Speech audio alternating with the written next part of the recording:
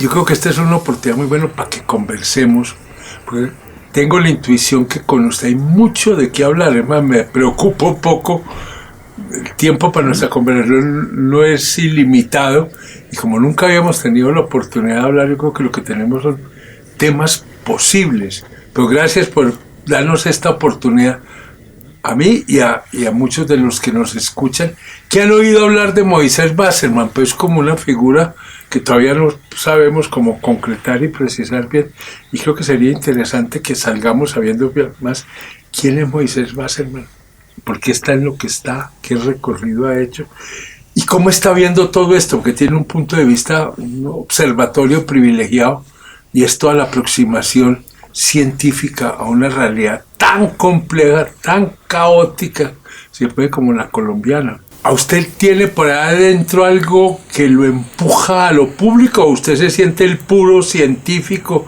encerrado en su laboratorio? ¿O en una época fue una cosa y después fue la otra y son como etapas de la vida? No, pues yo siempre estudié y trabajé en lo público. Y no es por casualidad de la vida, es porque me interesa. Realmente me parece muy importante la función pública. Pero yo veo a la ciencia como una parte muy importante de la función pública, es decir, no es algo una aislado, dimensión de no la es algo actividad que está pública por fuera, que es algo de sí, son universos separados. Para ángeles ni mucho menos, no, al contrario, yo creo que es muy claro y hoy en día más claro, con ejemplos múltiples en el mundo, que la ciencia está tremendamente ligada al desarrollo, no solamente al desarrollo económico, al desarrollo social, al desarrollo cultural de las naciones, así que para mí no son cosas distintas, es lo mismo. Y un poco el trabajo como rector de la Universidad Nacional le permitió como ensamblar esas dos, o darle una integralidad o una visión más explícita. Seguramente que estaba maduro para asumir el reto. Las cosas no son gratuitas. Sí, estaba maduro para asumir el reto. Yo ya había tenido algunos cargos anteriores, fui director del Instituto Nacional de Salud, fui presidente de la academia, que no es un cargo pagado, sino es un cargo honorífico, pero es un cargo de representación pública de la ciencia. Y se dieron unas circunstancias en un momento en la universidad que me dijeron, bueno, es el momento de proponer soluciones. Y entonces lo hice. Y también por cosas de la vida resulté nombrado, que incluso contra sin campaña, contra muchas apuestas. Fue el palo de esa elección. Yo creo que había algo realmente de palo en eso. Así que puedo decir que sin intención, pero con madurez para asumirlo. Y claro que una vez que está uno en un cargo como ese de rectoría de la Universidad Nacional, pues ya con cierta perspectiva, y cuando usted mira su periodo como rector, ¿qué fue para usted lo más importante, lo más significativo, lo que le dio más satisfacción de su administración? El hecho de mayor impacto en la administración fue la reforma académica. Realmente llevábamos mucho tiempo tratando de hacer una reforma académica que mejorara la flexibilidad de los programas, que empoderara al estudiante en su propio programa de formación. Y creo que eso se logró. Y fue sumamente duro, obviamente, con paros, con huelgas, pero me parece que eso cambió realmente el rumbo de la universidad. Y hay muchos otros. Pero ese es como el... digamos que ese es uno muy fuerte. Hay otros muy interesantes. Yo creo que pusimos a marchar un programa en las regiones, que es un programa que hoy en día es muy exitoso, en las distintas sedes regionales, las sedes de frontera que llamamos de la universidad. Y creo que realmente organizamos la investigación en unos planes muy especiales. Siento, o por lo menos quiero creer, que fue una rectoría muy académica y enrutada hacia lo académico. Y una gran conexión con las necesidades del país. Sí, yo creo que es absolutamente imposible para alguien en la Universidad Nacional no tener en cuenta las necesidades del país. Pero a ver, yo hay de la reforma académica que usted adelantó, pues no puedo decir mayor cosa. Si yo le entiendo bien, que me parecería muy interesante, era, digamos, orientar la formación de los estudiantes para darles mayor flexibilidad y capacidad de enfrentar un mundo profesional tan diverso, tan poco consolidado como era el mundo profesional anterior, donde se necesita tener mucha capacidad de adaptación. Sí, yo apuntaba a eso. Realmente llevábamos años de atraso con respecto a creo que a otros lugares en el mundo, e incluso posiblemente en la misma Colombia. Nosotros tendríamos a programas sumamente rígidos, a unos esquemas cuadriculados en los cuales la persona entraba un día y ya sabía exactamente cuál era su programa para los próximos 5 años. Iba a encontrar una realidad que ya no estaba cuadriculada.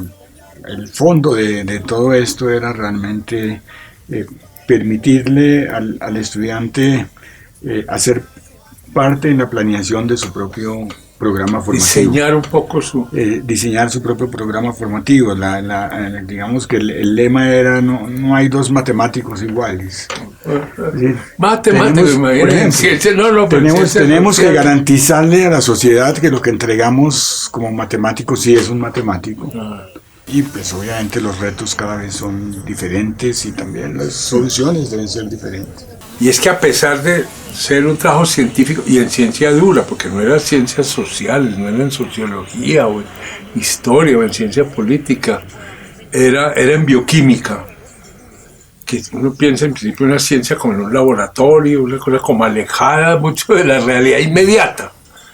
Sin embargo, usted ve en ese trabajo un sentido público inmediato, ¿cierto? Es decir, entre la ciencia y la dimensión pública no hay interrupción, es un continuo. Por supuesto, yo creo que hay el estereotipo ese del científico que ha volado, y eso no es cierto. El científico ante todo pues es una persona, es un ciudadano. Y la mayoría de mis colegas, puedo decir, son lectores muy serios, muy profundos, muy enterados de todo. Así que el estereotipo ese funciona, pero con una muy pequeña minoría, no es un estereotipo para la mayoría. Creo que la mayoría, quienes conocen a científicos y los tienen de cerca, se habrán dado cuenta que son personas muy conectadas con su realidad, con la realidad y muy comprometidas con la realidad usualmente. El que trabaja por ciencia, pues rara vez trabaja por hacer grandes dineros ni tampoco mucha fama, porque son muy poquitos pues, los que tienen mucha fama. No, trabaja pues con una sensación de tarea, de misión, y es una misión relacionada con lo público, obviamente.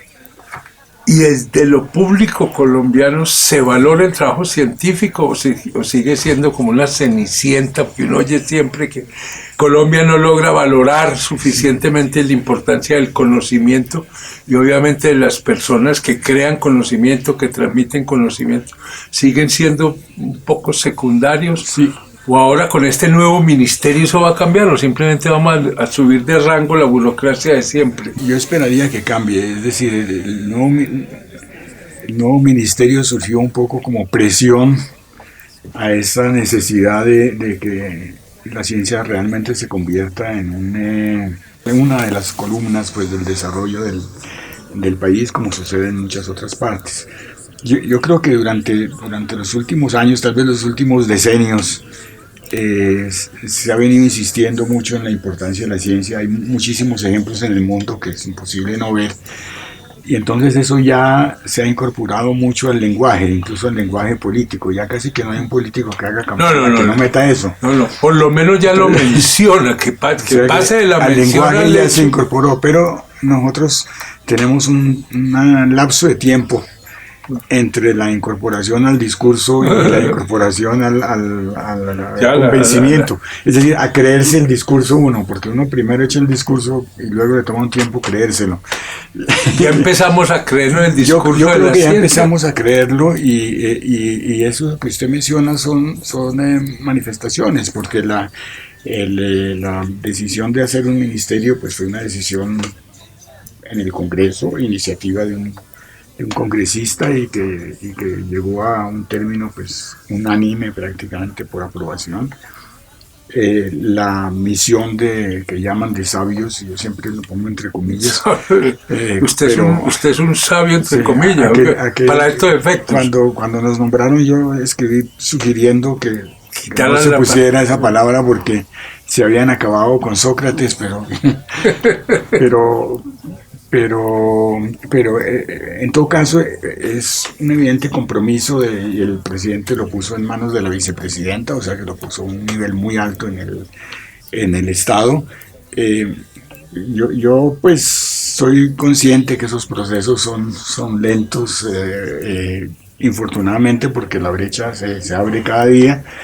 Son lentos, pero creo que hay síntomas realmente de que cada vez más la gente y empresarios, por ejemplo, que en Colombia usualmente eran sumamente conservadores, hoy en día los vemos mucho más lanzados, más receptivos y más dispuestos a asumir el riesgo que implica, porque pues el trabajo científico es un trabajo de alto riesgo, uno no puede asegurar no puede asegurar resultados y rendimientos tardíos. Así que tal vez por un optimismo congénito que yo tengo, no sé, yo creo que hay señales de que Colombia cada vez es más consciente de la importancia de la ciencia para su desarrollo. Hacer comparaciones es a veces muy complicado, pero teniendo presente la primera comisión de sabios, que creo que también se llamó de sabios, entre otros, gobierno de César Gaviria, sí. Esa primera comisión dio unos buenos documentos, dio un extraordinario discurso de Gabriel García Márquez, pero poco quedó de ello. ¿O sí puede uno rescatar de allí? ¿Y cómo ve usted las posibilidades de que esta comisión que me dice usted entrega sus resultados el otro mes pueda tener más éxito en ir incidiendo en el cambio de esa realidad? Puede que el ambiente hoy sea más favorable a ello de lo que era al comienzo de los 90. Sí. Bueno, desde el punto de vista político, digamos que hay una diferencia, sí. Que no sé qué tan grande sea, y es que la misión pasada le entregó al presidente Gaviria los resultados una semana antes de que hubiera cambio de gobierno. Lo que pasa aquí con las misiones, y esta sí es antes de la mitad. Esta se entrega antes de la mitad. Ese es un punto a favor importante. Entonces digamos que ese es un punto a favor, por supuesto. Sí. Claro que lo que vamos a entregar en la misión, en definitiva, pues sin entrar en detalles, es una hoja de ruta. Nosotros decimos, miren, lo que hay que hacer es ir en esta dirección y hacer tales cosas. Y hay que hacer estos recomendaciones, pasos, ¿no? Unas recomendaciones de política, unas recomendaciones de cómo estructurar algunas grandes misiones emblemáticas tras las cuales corra la nación. Pero es una hoja de ruta. Es una hoja de ruta y es una hoja de ruta de largo término. Es decir, un gobierno tampoco es un término. Uno diría entonces que podría ser unas recomendaciones realistas, no nos pongamos a soñar, sino en concreto hoy qué podemos hacer para ir avanzando. Hay en varios niveles, hay de nivel muy cercano, hay de nivel simple de cambiar tal norma que está haciendo estorbos, o aumentar tal tipo de financiamiento en tal cosa. Pero hay también de término medio y hay también de término más largo. Digamos que si hay algo que enmarca casi todo, es el compromiso de la nación con los objetivos de desarrollo sostenible, con lo cual está comprometido 193 países y que son sumamente importantes, como eliminar la pobreza, la inequidad, etc. Son cosas supremamente importantes y creo que ese es el marco general de la mayoría de las recomendaciones. Las recomendaciones son realistas y son ambiciosas. ¿Usted ve el desarrollo científico de Colombia en este momento, el desarrollo del país, más como un desarrollo orientado a aplicación de conocimientos, a generar instrumentos, análisis que ayuden a empujar rápidamente unos cambios en nuestra realidad? Pues creo que esa es una discusión que ya está superada en muchos ámbitos, es absolutamente evidente, pues uno no puede construir un equipo muy sofisticado si no sabe física y si no tiene... Pero, por otro lado, existe el mito de los que están volando por los electrones y las estrellas. Yo creo que es muy raro encontrar un proyecto de investigación en Colombia que no diga claramente para qué sirve y a quién le sirve. Además es la única manera de conseguir una financiación que sea modesta. Así que yo creo... Insisto, pues yo soy básico, yo toda la vida trabajé en laboratorio y en un problema fundamentalmente básico, pero entonces lo defiendo porque pues me parece importante y creo que se ha demostrado en todo el mundo su gran importancia, pero por otro lado llamo la atención al hecho de que eso tampoco es puro. Incluso los más básicos de los básicos, incluso los astrofísicos, cuando escriben su proyecto, tienen un tema concreto, definen y muestran en qué puede ayudar esto. Sí. Y hoy en día, pues las ciencias del espacio, curiosamente son ciencias con los pies en la tierra, porque una de las cosas más importantes de las ciencias del espacio es observarnos a nosotros desde allá arriba y observarnos mejor, y podemos administrar mucho mejor nuestro territorio y todo.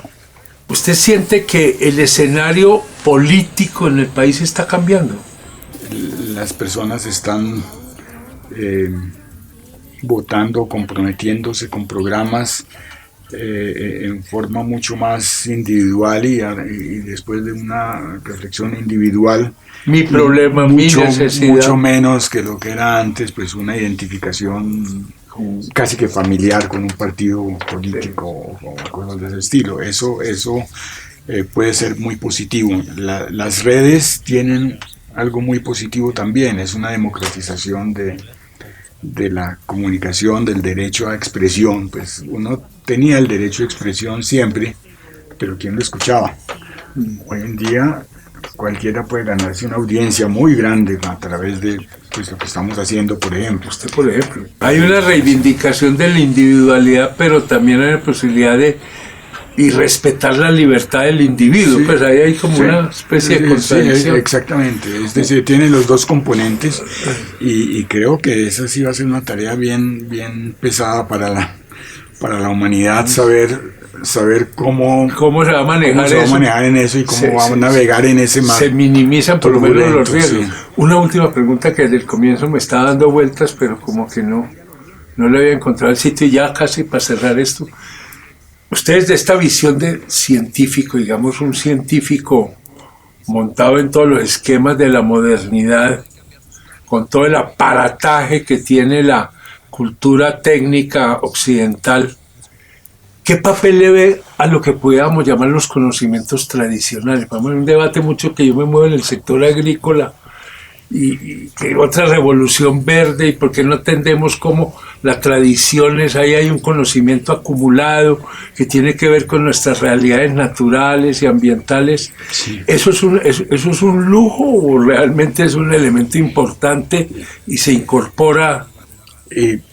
Yo pienso que se incorpora, y en esta misión, por ejemplo, hay un componente una parte para eso. Hay un componente importante para eso. De todas formas, yo sí hago un llamado de cautela, sí, porque se llega al otro extremo de pensar que todo lo ancestral es bueno. Sí. Y no es un romanticismo. Y además que el mundo es distinto. En este momento tenemos un mundo de 7.500 millones de habitantes que va a 9.000 todos los días. Que va a 9.000 en el 2050.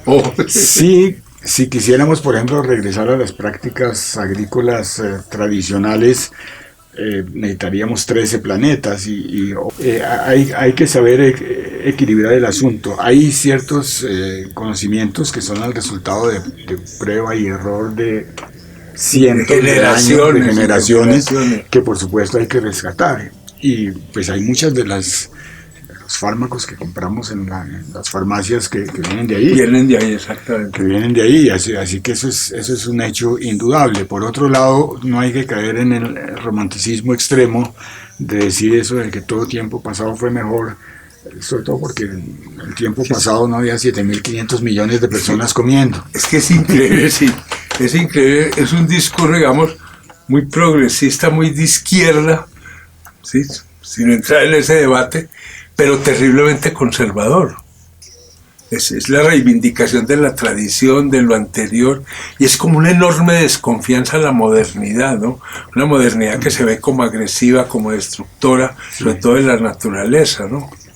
Yo lo veo también como un discurso un poco oportunista, porque cuando yo era joven en la universidad, que sospecho que más o menos sí, ahora comparamos células, creo que le llevo una ventajita, pero no que mucho. más o menos por ahí, entonces... Yo también era universidad pública, Universidad de Antioquia. Sí, entonces el progresismo no iba por ahí. No, todo lo contrario. El progresismo era todo lo contrario. No, es que ahora... construir represas. No, yo le digo a los estudiantes, ustedes tienen el discurso de cure pueblo. Sí.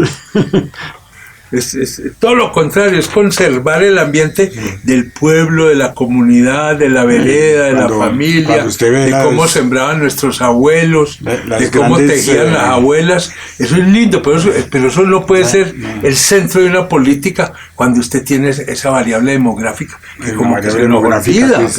Que es absolutamente determinante. Determinante.